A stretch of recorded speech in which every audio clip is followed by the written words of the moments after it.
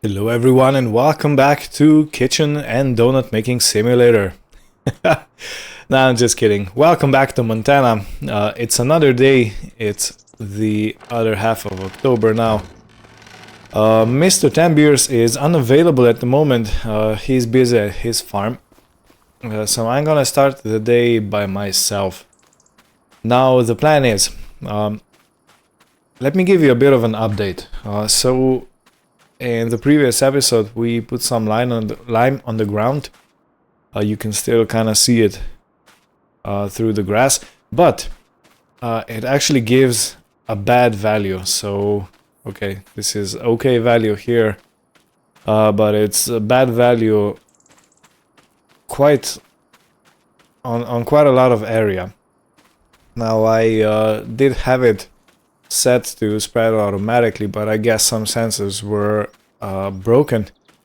So sadly, yeah, I over adjusted the pH of the soil to a too high value, so it's too basic. I don't really know if I can do anything about it, so I'm gonna have to just squeeze my teeth and survive it, basically. But in today's episode, I want to cut the rest of the field. It's about half of what we cut previously. Maybe even a bit less than half. And while I'm at it, let me just quickly show you what's happening inside the barn. Okay, I can put some lights on so you can see better. In any case, this is the barn that was built before the previous episode started, and at the end of the previous episode we actually put gear and equipment in it. So I really like the shelving units at the back. I think it's a very nice thing, because we have our seed, lime and fertilizer all sorted. The space and on the bottom is probably reserved for the IBC tanks. And there is another thing. We have this piece of machine leased. Yeah, this is not mine. I'm still paying lease for it. So after I'm done mowing and windrowing today, I have to return that. And I do have to go and get...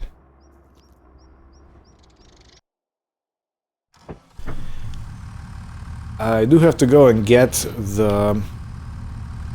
Okay, what am I doing? Okay, gears up.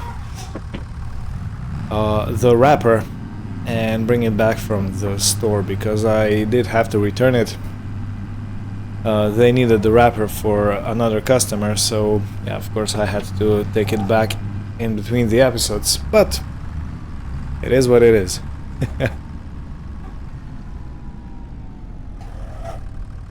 Okay. Oh no, I have just looked up the weather and it seems like there's some rain forecasted.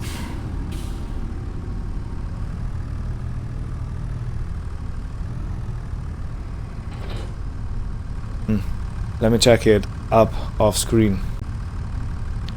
Right, I am sensing some trouble ahead. Let me turn off the tractor. It seems like the rain's gonna start at around 9 AM, so that's in about an hour. And it's gonna last all the way up to noon, maybe even 1 PM. So I don't really think it's a wise idea to go out and mow before the rain comes. So I'll wait it out. Sadly. This is sadly gonna be kind of a tough one. On the other hand, the silage is already done. So it's fermented. And I have looked up the best price for silage is in January, somewhere around there. So basically in 3 months' time. Now I'm not sure if I'm gonna wait all the way up to January to sell it. But at least I'm gonna wait a bit more because right now, or in August when we started mowing and producing that silage, it was the worst time. And the price difference is quite high, I think in August was around $90 per 1,000 liters, and in January it's gonna be around $240 per 1,000 liters. So that's well, almost 2.5 times as much as it was in August. Right, well, I guess I'm gonna have myself a late start today because of the rain. There's nothing you can do about it, you know. Such is life. Such is life. You know, I've been sitting here on the porch for about an hour now. And I must say I'm looking forward to the fields being all golden brown. You know, that nice color before the harvest. Man, I really am looking forward to it. In any case, the weather should clear up in a jiffy, so when it does, I'm gonna jump in the tractor and start mowing. Okay, the weather has stabilized. It's such a beautiful crisp day now. It's not too cold, but it's still kind of cold. And look at the beautiful sun. So yeah, I'm gonna start my tractor and I'm gonna go into the field. Now this will probably be quite a lot of time lapses, because I really don't want to have you sitting here through all the mowing and stuff. But yeah, let me open up the mower. This is a very big mower, and I actually bought it. I am also thinking of selling it, because I'm really not gonna do much of in the name of grass work, in the terms of grass work.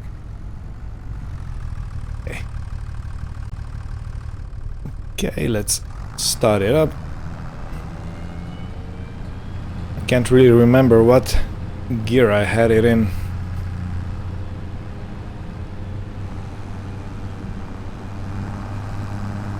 Okay. So, do I go to second? No, it wants to be in a third, maybe even fourth. I want to avoid the bushes.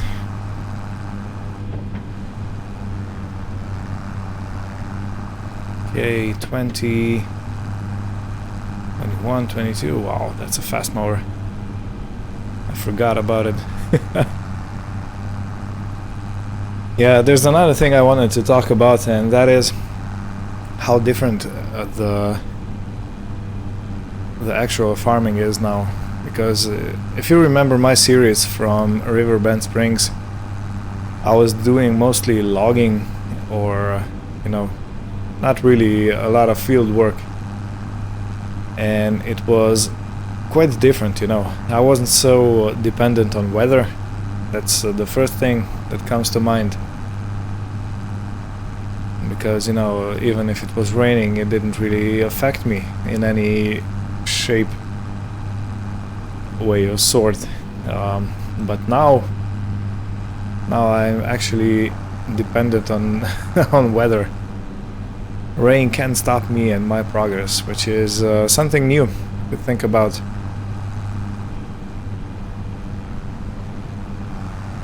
It's definitely something new to think about.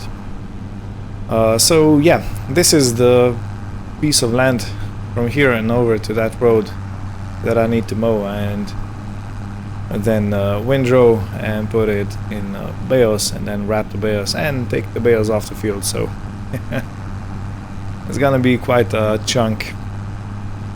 I am thinking of leaving the bales on the field,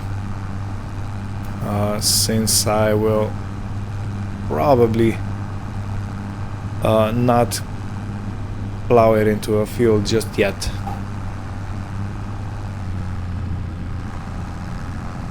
Okay, now I can start going up and down.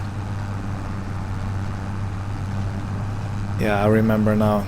It's gonna be a rough one. I actually mowed in the other way. You know, it's not really the correct way to do it. because I'm driving on the unmowed grass and it is flattening it down a bit. But driving on this huge pile of grass, or piles, multiple piles, is having a really bad shaky effect on the tractor. It's the yield is too big.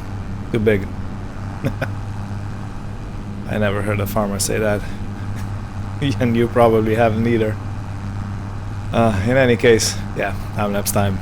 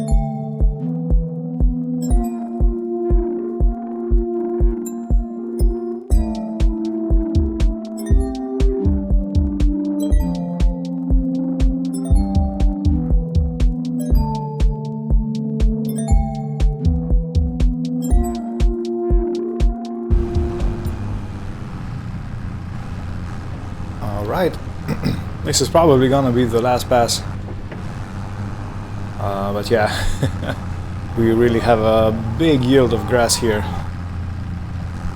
which is good, It's gonna make me quite a decent amount of money, I think.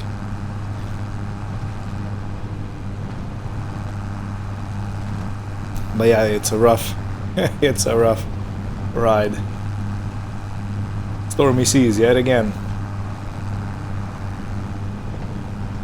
I gotta say that the thumbnail for vlog number 2, the stormy seas, yeah, that one, I really love the shot that I got.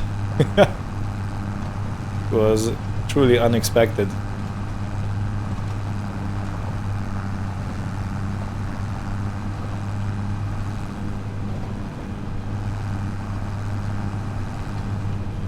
Okay, just a bit more.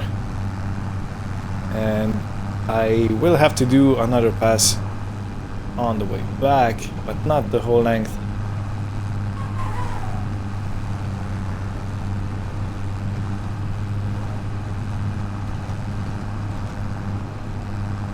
This is perfect for spine adjustment, you know. You go up, down, left, right, all kind of jerks and pulls here and there.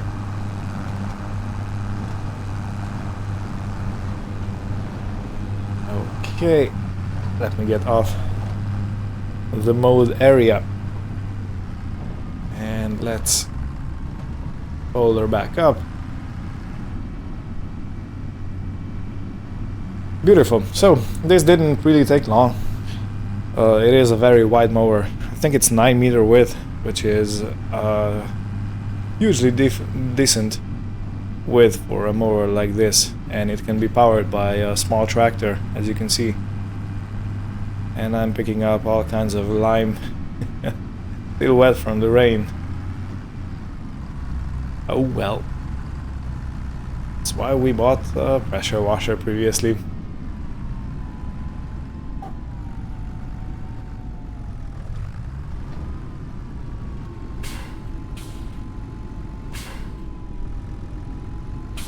Okay, I don't want to go in front of the Ripper, so I can take it out next time for field creation. But this is gonna be it, and now I need a windrower.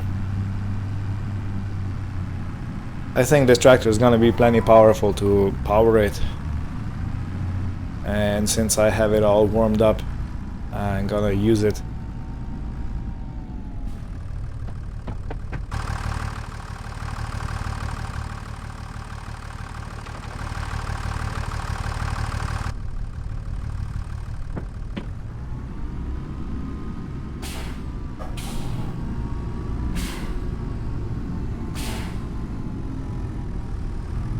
Now I have to be careful because this has a steering related,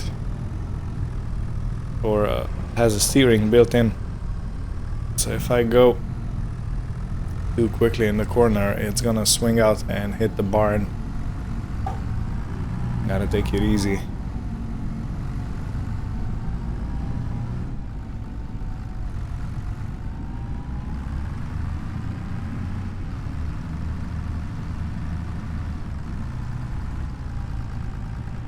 So yeah, me and John Tambiers were talking about the red color of the barns, because I remembered that I read somewhere the red color of the barn is actually a result of something, but I couldn't remember what. And then I looked it up, and it's basically, okay, let me put this to something like this. Yeah, it's basically the result of something in the color that rusts. So it's probably some iron oxide or something like that. Well, iron oxide is rust. In any case, some ingredient in the paint reacts with oxygen and it's rusted. So this is why a lot of old American barns and buildings are like this deep shade of red, which is a very beautiful color if you ask me. But then Mr. Tambier said, and I really loved his view on the world, he said that possibly this is why old stuff is called rustic, you know, because there is actually rust in the paint. Now I don't know if it's actually connected, but it sure is a fun way to think about it.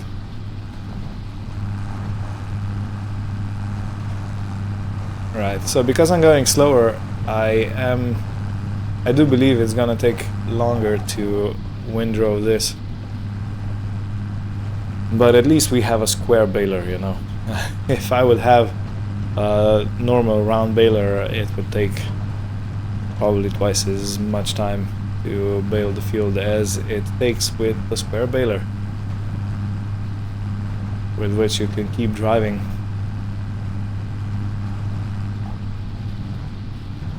Hey,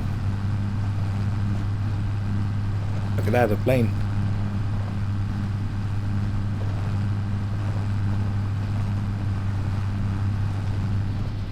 Well, I'm probably not gonna do the time lapse of the whole field, just a few snippets here and there, just so you can see the satisfaction of windrowing.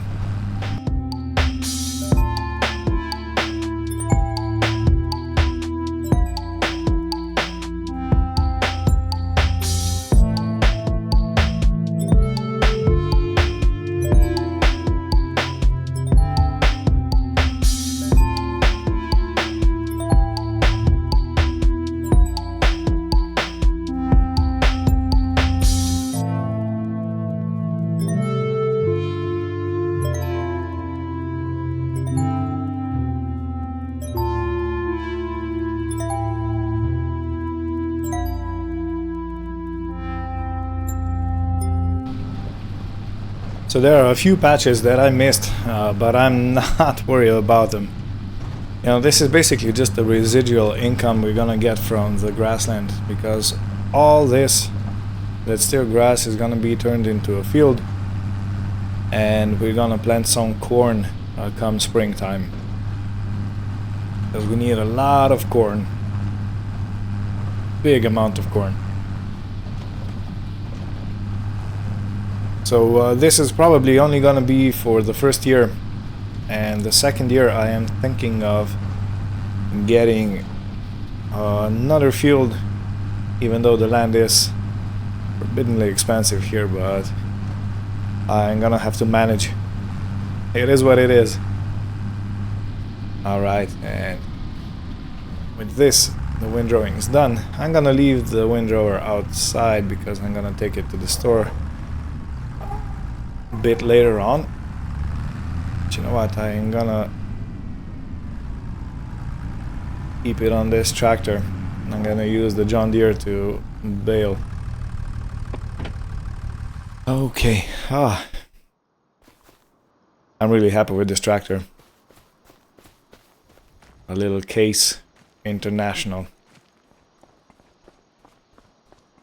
But I'm also very happy with this tractor.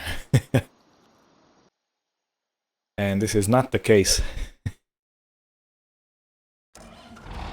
Yeah. Starts like a charm.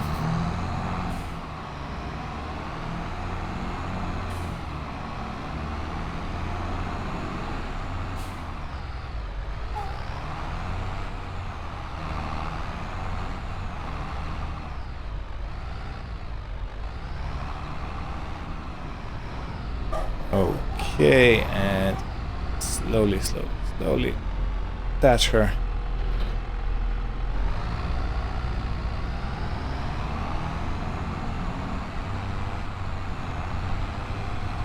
So if I remember correctly, the speed for baling was 13 kilometers, 15 kilometers an hour, not 13. Okay, let's open her up. This. Good.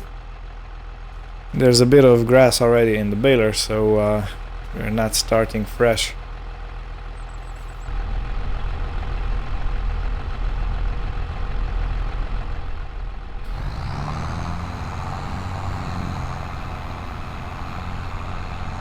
Okay, let's see. Is it working? Yeah, I guess it's working.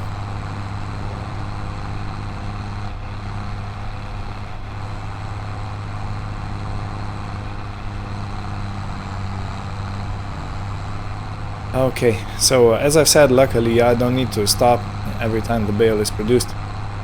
I can just keep on driving, and I am thinking this is gonna be quite a quick job.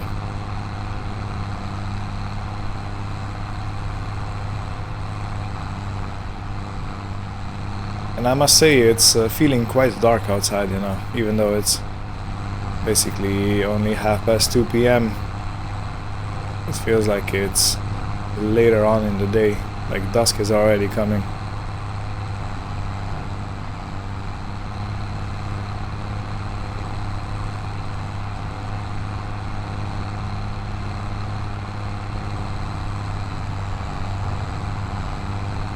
Alright.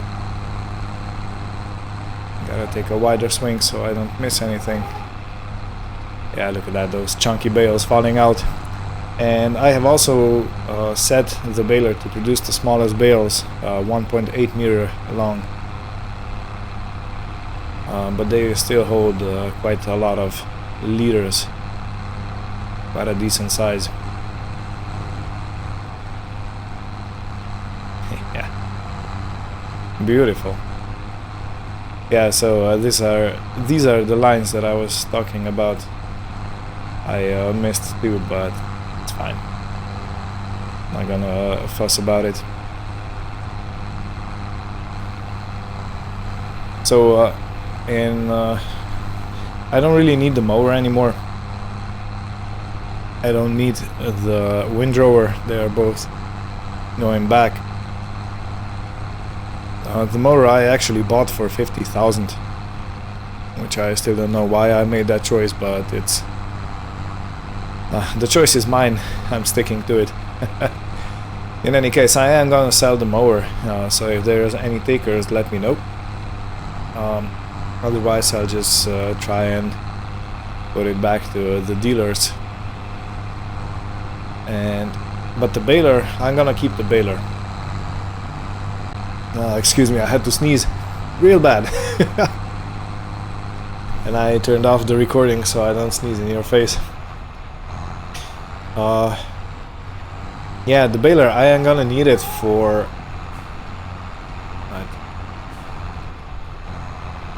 It's an unfortunate time where a bale was dropped right before I started reversing. In any case, yeah, the baler is gonna be used for baling straw, because we're gonna have barley every year for whiskey production, and you know, barley produces straw, which I could chop and put directly back into the field, but I think I'm gonna use the straw to produce bales and sell it, maybe to a neighboring farmer, maybe to a store, I don't know, but yeah, the baler stays. And it wasn't that expensive, I think it was only 23,000, somewhere around there in the region. Oh, excuse me. I must be having hay fever symptoms.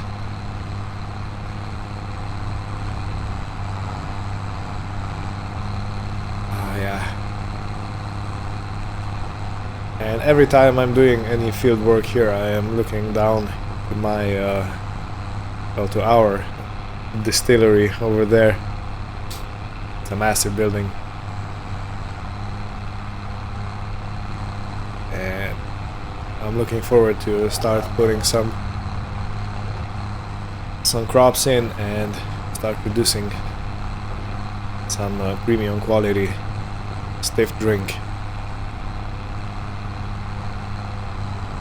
Well, as before, I'm gonna do a bit of a time lapse just to show you stuff here and there, and I'll see you at the end.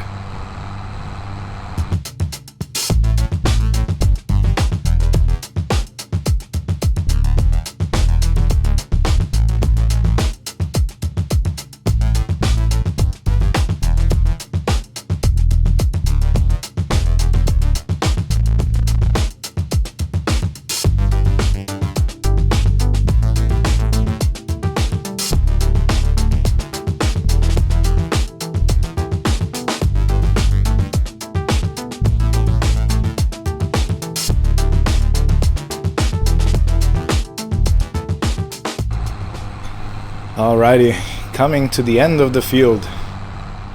I will say, since I'm doing this all alone today, I did expect it's gonna be a longer job, but I guess I have the right sized equipment.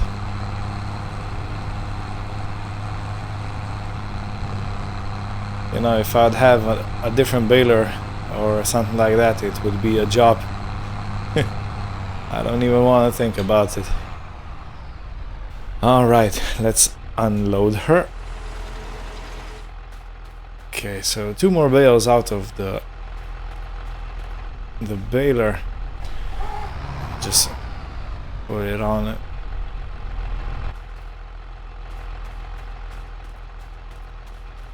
Good.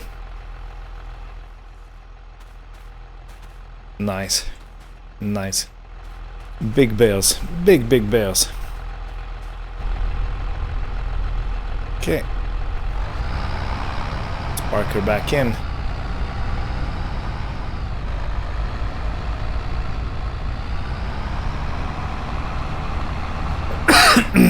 Excuse me.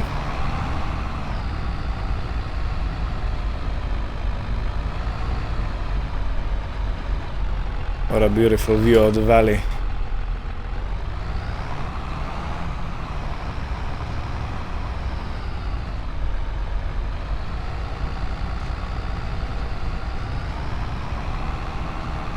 Since I won't be putting that windrower in the barn anymore, I can put this towards that other side.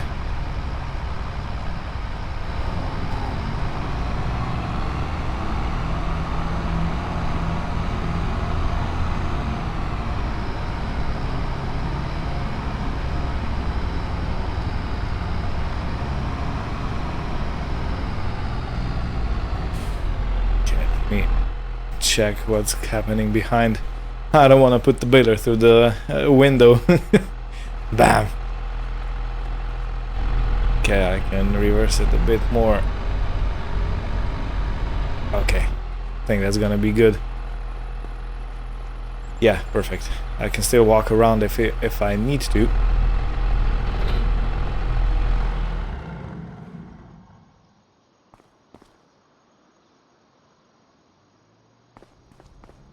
Good. Good. So what's next? Next is I need to go to the shop and I have to return this Krone Swadro 900. It's a 9 meter width. Basically the same width as the mower. And then I have to make arrangements so I get a wrapper. And since it's so dark, I think I'm gonna put some lights on. Oh wow. How filthy the tractor is.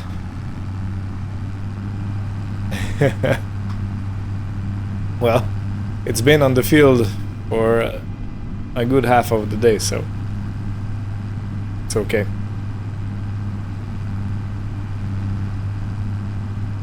Alright, let me put the cruise control on and I'll see you at the shop.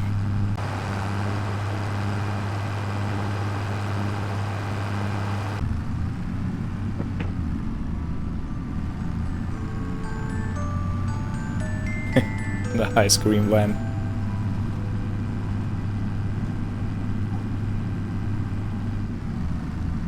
Okay, so they said I can leave this in front of the shop anytime I return an item I leased.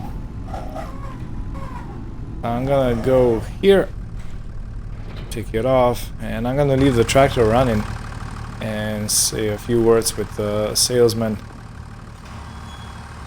so I can get howdy partner, I need myself a bale wrapper, 180 centimeter square bales. Wow, $3,752 for the wrap and the wrapper. The prices sure have gone up. So this is, I think, the same wrapper as I used before.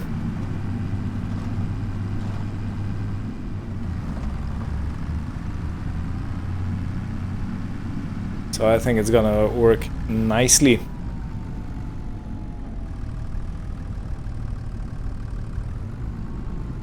And I know it's wasting daylight if I do this, but I really wanna go and have myself a cup of coffee at Tim Hortons.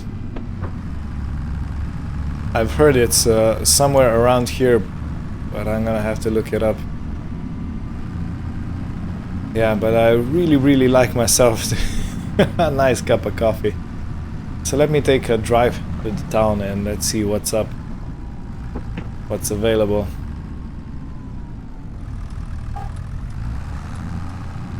Oh, it's right here. Perfect.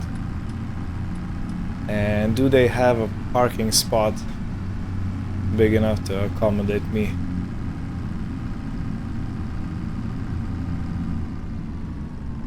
And the answer is no, so I'll park right here. Yeah, I'm gonna do this.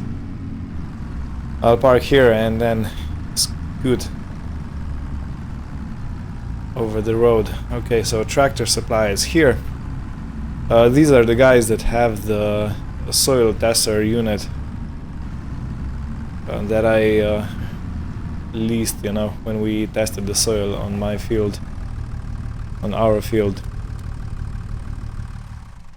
I've been doing this by myself for so long that I can't even... I keep forgetting there's two of us in this business. Me and Mr. Tambiers.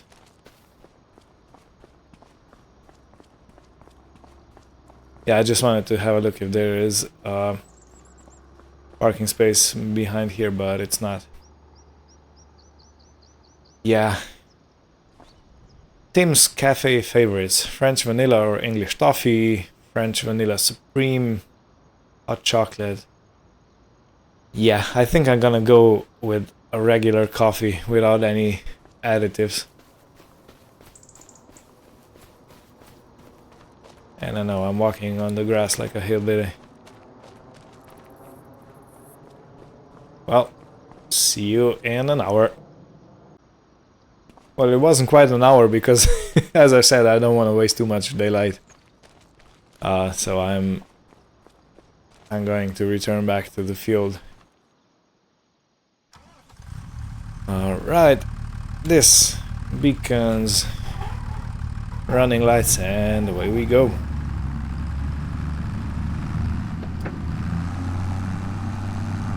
So the shop closes at 7 p.m. If I can do all the wrapping up until then and return the wrapper, I won't have to pay another daily lease. But otherwise, I will have to pay, I think 1,500, 700, somewhere around there, for another day of leasing, and I'm gonna have to return the wrapper tomorrow. So yeah, this coffee might not have been the best of ideas I've had, but you know, it's coffee.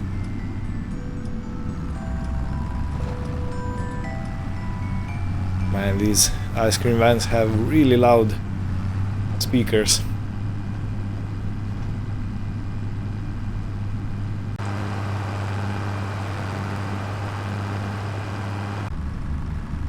So just to give you a bit of a statistics, I have produced 39 bales in this session, and I have produced 102 bales in the previous grass cutting session.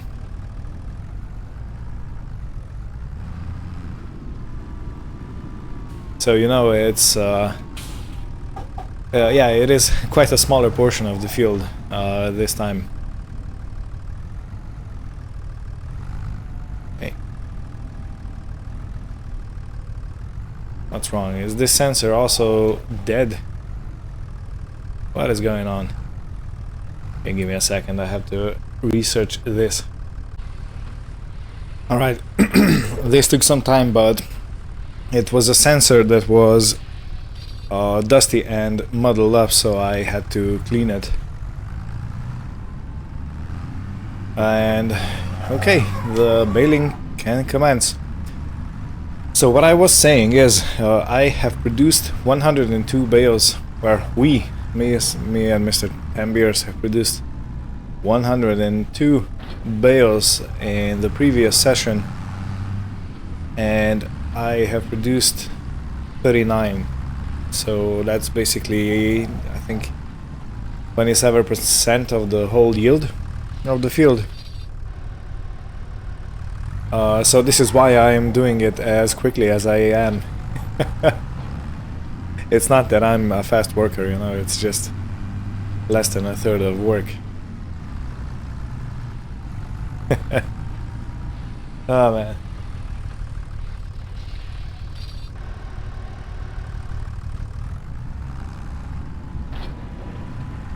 So yeah, 39, if I multiply that with 6,500 liters, so 39 times 6.5 is 253,000 liters in this session alone. So I think we're doing extremely well. I'm very happy with the yield. Can't complain, you know. Can't complain at all.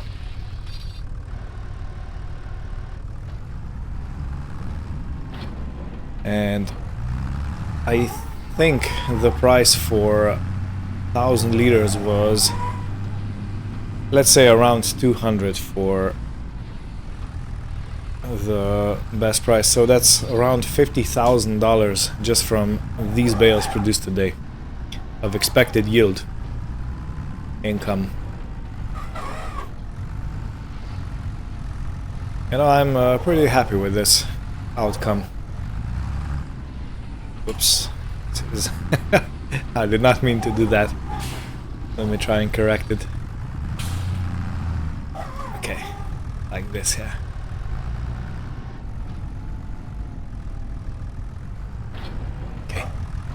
Good, got lucky here.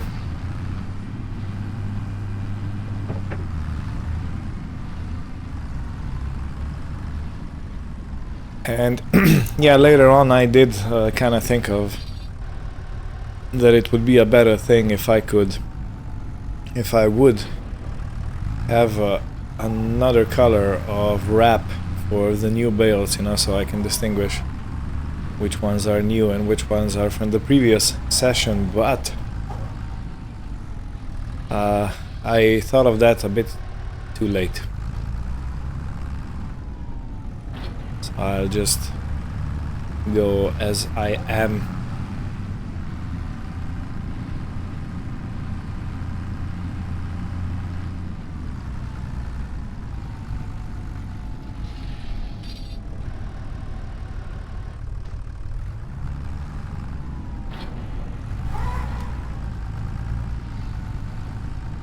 Okay, I think that's almost a third of a field already done.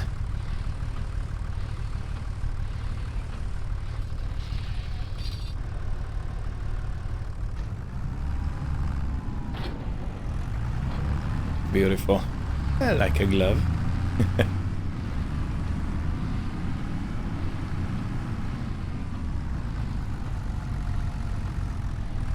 So I'm thinking I'm gonna wait. Excuse me. Ooh, something got in my throat. I think I'm gonna wait till Mr. Tambiers has some time. He's probably busy at his farm, and I'm gonna ask for his help to take the bales off the field. Because, you know, there's quite a lot of them and we already have the full trailer. So if we want to take them off the field, we're gonna have to do it manually. 2 bales at a time. You can stack one on top of the other and take them off the field, but you know, it's it's an effort.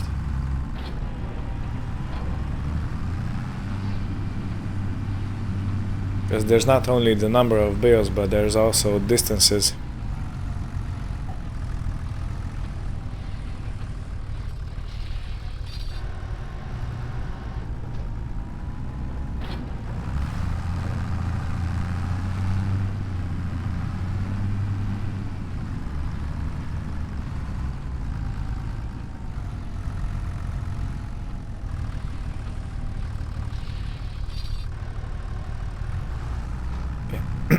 And I believe I'm gonna be plenty in good time to return the machine back.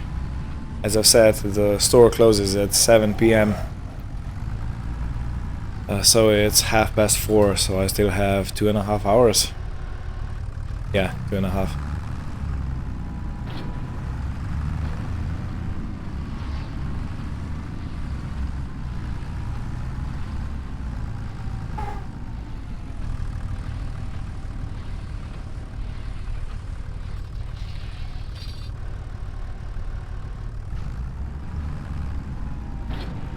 Perfect.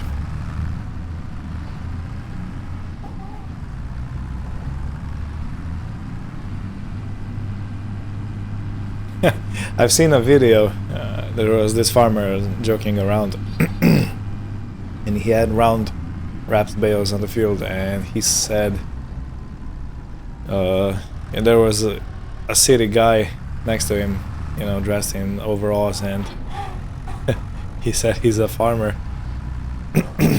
But yeah,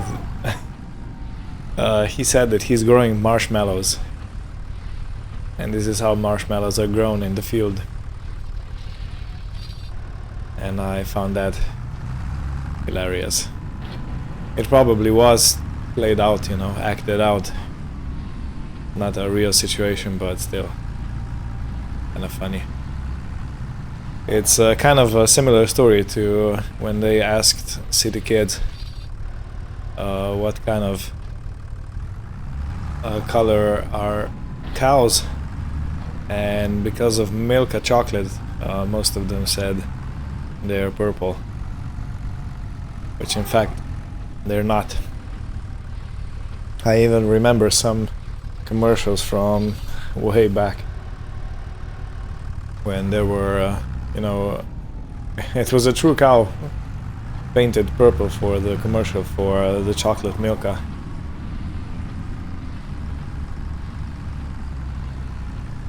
Any case, I'll end this off screen and I'll see you at the other side.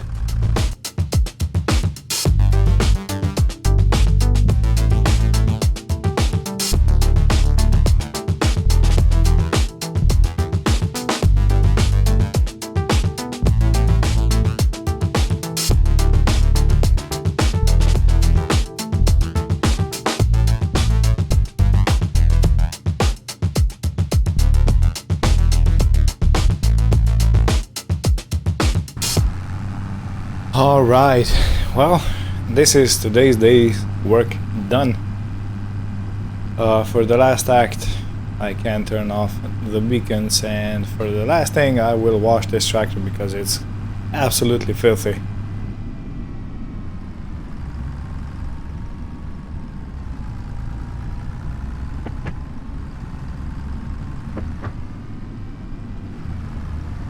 Okay, so I'm gonna park it right here on the plateau in front of the barn and use the, maybe reverse a little bit. I'm gonna leave the engine running.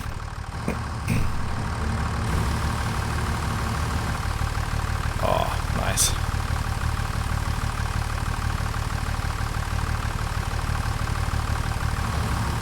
And it's gonna get nice and dry in the barn during the night, so it's ready to continue tomorrow. Perfect. Awesome. Well, thank you all for watching. Hope you had fun. This was more of a loner episode, I guess, but it will happen from time to time, so it is what it is.